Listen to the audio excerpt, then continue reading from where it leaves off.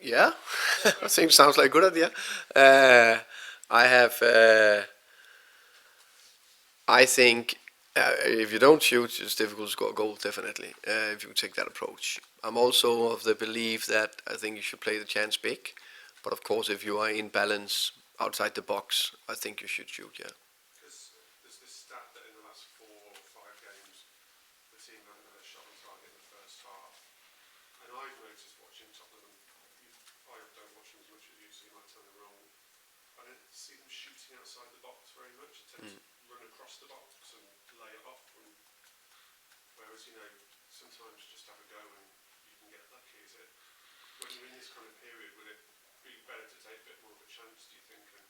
Yeah, I think it's always a combination of different factors that is affecting each other.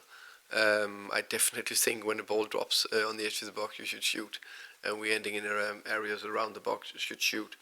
And we, as I said a few times, I think we're working very hard on our phase two and our phase three, how we get into the right positions and how we get enough play and run movement on the side to produce the breakthroughs and penetrations.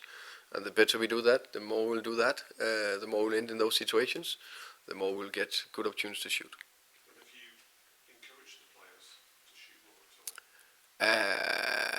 No, I haven't. I think it's. I encourage them to do everything we can to create more chances and score some goals. You can encourage them to shoot, but I'm pretty sure players also feel naturally if we're in a good position to shoot. Yeah, tight on.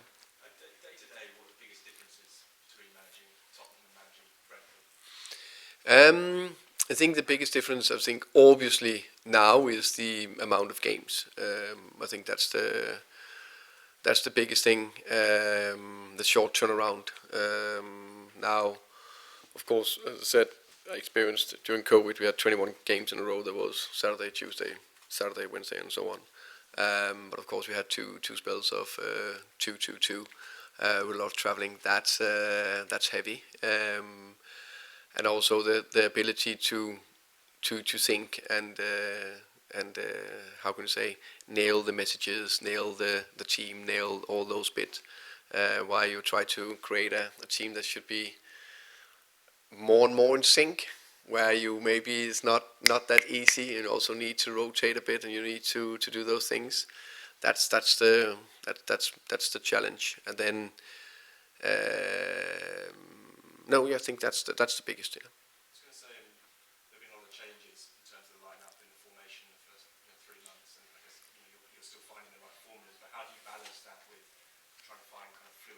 Yeah.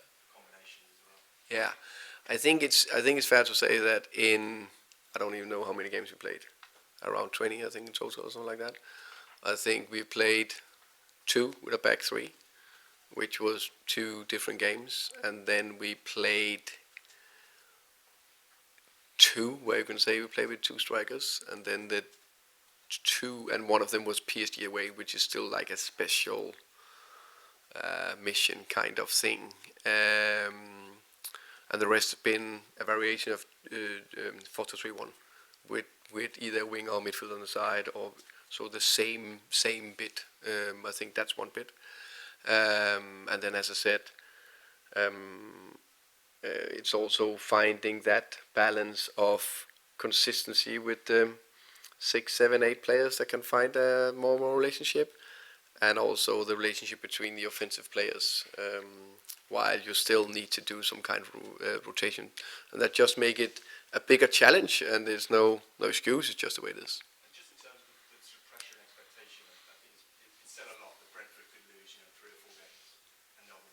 Mm. Mm.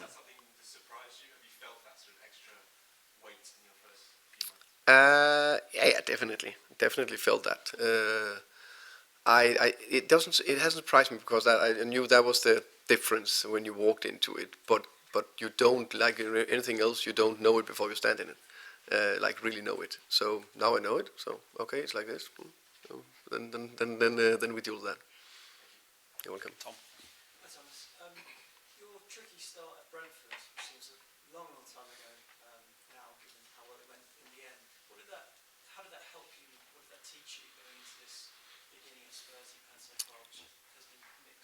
I think actually that was my second tough start. I think I said I'd also had it in my first head coach job, senior job in Brøndby.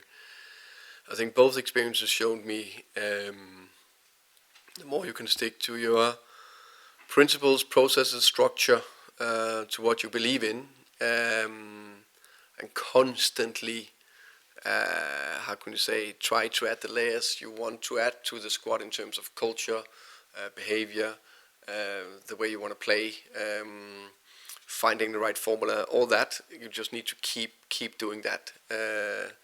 And then sometimes in Brentford, for example, we played 4-3-3, I think, 10 games, and then the 11th game, boom, changed it 3-4-3, because that was the right thing with the players. And then we had a fantastic front three in Watkins, Neil Mowbray, and Said Rama, that just clicked.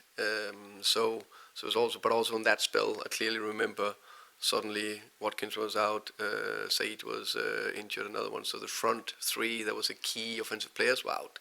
So that's also something that if you don't have that, it's just make it more of a challenge. A little bit the same like we have now. That some of the key offensive players are out. Okay, no problem. It is what it is. It's my job to how can you say, find good solutions. And in that said, I said we still managed to score 23 goals, which is quite remarkable. It's obviously a home game against a team that a lot of fans will be hoping and expecting, to be honest. I'm also hoping and expecting us to win. I know it will not be that easy, straightforward, but we will go out with belief and bravery and intensity, and do everything we can to win. But I understand the question. Well, my question was going to be, Fulham last week, it was almost over before it began after that difficult start, and the anxiety in the crowd and the team seemed to be fairly obvious. How do you keep them calm the team going into this fixture, particularly if they concede an early goal like last week? How do you make sure they stay focused? I think I still think it was a freak 6 minutes, but that of course happens when things are not perfect. I think it's about talking about it. You can't run away from it. That'll be can't do that. So of course, speak about it. No matter what happened, stick to the plan. No matter what happened, be calm. No matter what happened, keep doing what we should do, and then encourage each other. And then, like with everything, it's one step at a time. It's 1 minute at a time. Keep doing the right thing. Keep working your way into the game. And then we know every game you will have a bit of momentum. And then it's about, how can you say, take that momentum when you have it. It's Igor, Thiago, and Richarlison this week, both sort of vying or hoping to be in the mix with Brazil.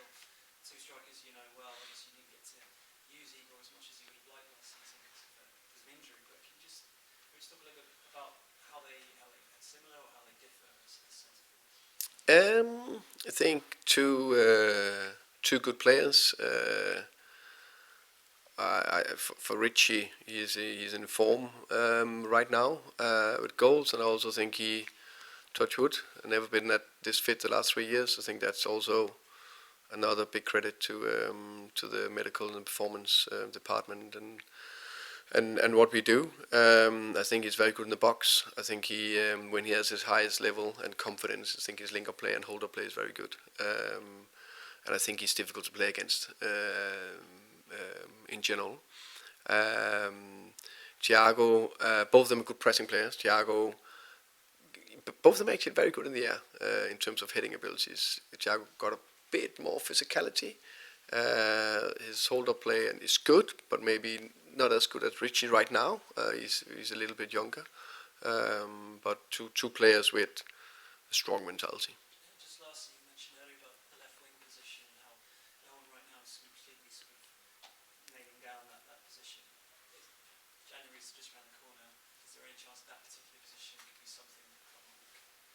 I think we look at not every position, but we are prepared in every position to see if there is something we can do to improve the squad. I think we always will look into that. Right now, just focus on do everything we can to find the one that can take the next step. Plus, we always need more than one that do it to help the team, because there's starters and there's finishers. Welcome. Thomas, the other day you were talking about at Brentford and your previous clubs, you try to build consistency with competitiveness and culture. The other night against Spurs, I think that against Newcastle, I think Spurs showed a bit of the competitiveness side of it, but the other two maybe not so much. Is that something you're still working on? How long do you think that might take? What was it? Culture and Culture and consistency. yeah, yeah, definitely. I think again, as I said, I think there is a good foundation. It's not like it's ground zero. I think there's a very good foundation on the culture. I think the players are very good people. They want the best. They care about each other. And how can we build that better and better to have that? We say winning mentality. What is winning mentality? But also that yet it's every game, it's every minute of every game. It's 3 times a week where you need to be very competitive. That kind of culture, dealing with setbacks, dealing with where we want to build something, and then the consistency. That's the next bit we try to build in performances, of course, but there's also players that consistently can play with the physical load, the mental load, 3 days a week, and performing, and that's the next challenge. And just on Xavi, obviously at Brentford you had Mikel Damsgaard, who was a really important part of your team, playmaker. Do you see Xavi as somebody who could fill that same role at Spurs? Really make a difference in creating chances. Yeah, definitely. It's one of the reasons why we got him here. I think he got a very big potential to be that a playmaker. How can you say creator, but also finisher. I think he got a very good finish and very good at scoring goals and arriving in the right areas. And I'm a big believer that he will be very good for us. But it is like with anything we like it to be boom like this to make it work. And sometimes we have a team, or you come into a club where everything's just smooth, everything working, no problem, boom, you step in, even that, you can see compared with Wirtz at Liverpool, also coming into a champions, and it's not that easy all the time. Other times it take a little bit longer, but as long as the player train well, keep the right attitude, keep doing the right thing, and then step by step. Um, um, we will see him flourish. I'm not in doubt of that. Just because we're always so good to judge them now, but probably after a year or two. Oh, how good is he? Now everyone's talking about Damsgaard. It took 2 seasons before he really flourished in the third one. Is it a little bit as well about your relationship with him as well as his relationship with the rest of the team? How you communicate what you want from him. Yeah, I think it's like I'm a big believer in terms of trying to create a relationship, a professional relationship with the players. That's how I work. So it's with the same with Xavi, it's with Matty, with Brandon, it's all the players. How do we get it working, and also with which players, where do we find the right position for them? So that's a constant development. Thomas, hi. Is it fair when people say you don't know your best team Yeah, I think it's fair. I think it's fair. I think I got an idea of quite a few positions, but the how can I say? I also think there's competitions, by the way. So it's not that easy all the time to say okay, it's just those 11, because never those 11. We need more than 11 players. But normally, you see the most teams when they are finding the strongest team. Okay, the strongest team, that would be those 9 players all the time, and then maybe change 2, maybe sometimes it's 10. Because when you came in, it seemed like you settled on something, and then it's more recently that it's been trying different things. Yeah, it's a combination also the amount of games and that rotation. So it's not. I think it will be definitely until I don't know how long, whatever. For hopefully the rest of the season we're doing very well in the Champions League as well. But we play that many games, there will be rotations. But they hope to be closer and closer. You can see, okay, that is closer to the 9-10 players. That's what we go with. Are you troubled by 1 winning 8? I prefer the other way around. 7 out of 8. Let me put it that way. And we talk a lot about performances. Yeah, yeah, yeah. Yeah, no, you can't run that. That's a stats I like to have to reverse and do it the other way around. So there's nothing I want more than have 7 out of 8 wins. Can I just ask a small one on a point of housekeeping? When do you expect to start? Who, Sa? Sa. I don't have the dates on top of mind, but isn't it something that? Yeah, 15th, I think, something like that. Yeah. Yeah, I definitely keep him as long as possible. I'll put it that way. Yeah. Will be gone before the Liverpool game then? Please ask me that question when we are 2 games further down the line. But I will do everything I can to keep him as long as possible. We'll finish with Ryan, please. Hi Thomas. Hey. Has there been any discussion amongst you or the squad about how Newcastle needs to maybe represent a turning point in your season? Because it was a good point, obviously fighting back from behind twice, but if you lose on Saturday, obviously that hard work kind of goes out the window. Yeah. I think it's sometimes you hit the momentum. You got a good point, win on Saturday, boom. Then we carry on. That's definitely the aim. That's what we go for. That's the big belief that we can and we will do that. So I'm not. I'm as you said. I'm more looking into. Okay, that was not only a very good point with all the circumstances, but I felt that in the last 60, I think there was a lot to build on, and I felt that the first 30, we put like okay, a little bit more. Okay, we stay in this no matter what happens, and I think also it's fair to say someone told me that last couple of times we've been up there, we've been down at halftime, so just that is a small win, and that's something we built on. And you stayed at Brentford for 9 years. That's a long way away, but could you see yourself hopefully staying at Spurs for that long? Is that realistic? I think everything is possible. I think if you ask me now, 9 years is a long time. But I said from the beginning, every action, everything I do is with 2 pathways. One, need to do everything we can to win tomorrow and the day after tomorrow and the day after that. But everything is taken with the long-term vision. Because if you don't build anything sustainable long-term, I don't believe in you can be a big club or top club. If it's only to, we survived, one more game, we survived, no. And then there is pragmatic choices along the way, because there is players in form, out of form, injuries, everything, but bit by bit, we will get closer and closer to a well-oiled engine, impossible to stop. Okay, You're welcome. thank you very much. Thank you guys, thank you. Thank you guys.